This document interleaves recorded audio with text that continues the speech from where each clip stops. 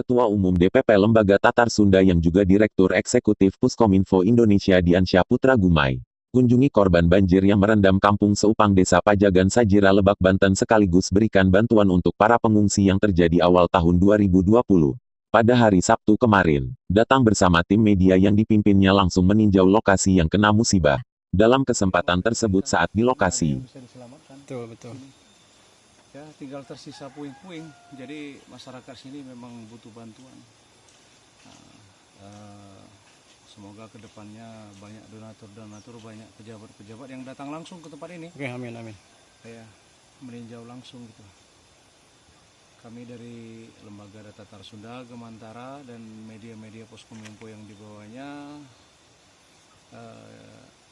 siap bersinergi dengan pemerintah di sini. Oke, Kita terima akan bantu publikasikan, kita bantu juga untuk pendistribusiannya gitu. Tim kita sudah sekitar 3 hari di sini, udah jadi relawan dadakan di sini. Ya, semoga dengan musibah ini membuat kita menjadi sabar, ikhlas menghadapi semua yang terjadi. Semoga menjadi pelajaran juga, ternyata rumah di pinggir sungai itu sangat berbahaya. Ini hasilnya. Gitu aja. Terima kasih. Oke, terima kasih.